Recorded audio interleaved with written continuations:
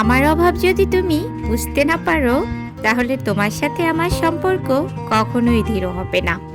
প্রত্যেকের সম্পর্কের মূলনীতি হলো একটা, আর তা হলো যাকে আপনি ভালোবাসেন তাকে কখনো একা হতে দিবেন না, বিশেষ করে যখন আপনি সেখানে অবস্থান করছেন।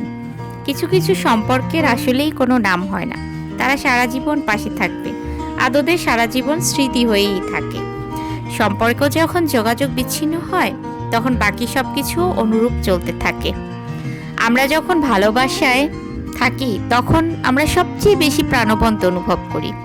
সত্যিকারের ভালোবাসার সম্পর্কগুলো কখনো ইতি থাকে না। ভালোবাসার সম্পর্ক হলো একই আত্মার বসবাস করা দুটি ভিন্ন দেহের গল্প। সম্পর্কে জড়ানোর জন্য অভিকর্ষ বলের কোনোই দোষ নেই। সম্পর্কটা হলো এমন একটা খেলা যেখানে দুজনেই খেলতে পারে এবং চাইলেই জিততে পারে। এক ফোঁটা ভালোবাসার হাতছানি যে কাউকেই কবি বানিয়ে দিতে পারে।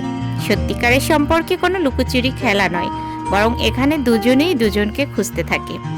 এমন কারোর সাথে সম্পর্কে জড়াইও না যে তোমাকে সাধারণ ভাবে।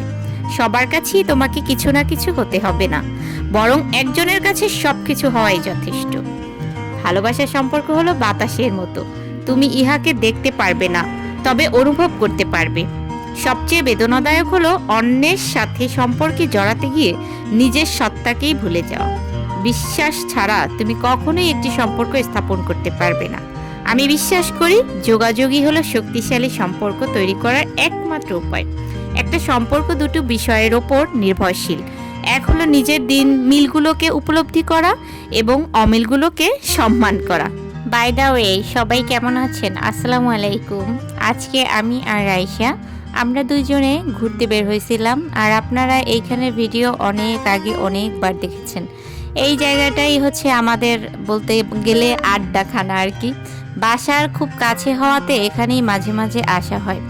আর এখানে কিন্তু অনেক মানুষ আসে, শুধু যে আমরা আসি তা না, আশেপাশ থেকে অনেক মানুষ আসে। কেন আসে জানেন? কারণ এখানে বসে এই যে সূর্যাস্তটা দেখতে পাবেন আপনি নদীর পাড়ে বসে বসে, এই যে ভিউটা এত সুন্দর, লাখ টাকার ভিউ।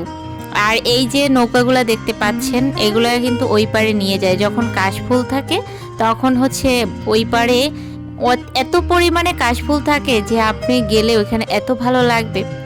এখানে আমাকে রাইসা টানতে টানতে নিয়ে যাচ্ছিল। কেন যাচ্ছিল জানেন? কারণ তার নাকি ক্ষুধা লাগছে, খাইতে হবে। আমি যেতে চাচ্ছি না, কিন্তু সে আমাকে জোর করে টানতে টানতে নিয়ে যাচ্ছে। গাইস, এটা কিছু হলো বলেন? মানে বাইরে বের হলে তার খাওয়া দাওয়া করতে হবে, খাওয়া দাওয়া না করলে নাকি ঘোরাফেরা হয় না, তার কাছে মনে হয় না যে সে ঘুরছে। বাই দ্য ওয়ে, এখান থেকে হচ্ছে আমরা অল্প কিছু খেয়ে দেন হচ্ছে আরেকটু ঘোরাঘুরি করে একটু ফটো সেশন নিয়ে দেন বাসায় চলে যাব আর কি। তো বাসায় যাওয়ার টাইমে হচ্ছে আমরা দুইজনে দুইটা আইসক্রিম নেই। কোন আইসক্রিম আমার অনেক পছন্দ, আর বিশেষ করে চকলেট কোনটা তো মাস্ট। তো এই ছিল আজকের মতন একটি ছোট্ট ভিডিওটা কেমন লেগেছে অবশ্যই কমেন্টসে জানাবেন। তো আবার নেক্সট একটা ব্লগে দেখা হয়ে যাবে। সবাই ভালো থাকেন, আল্লাহ হাফেজ।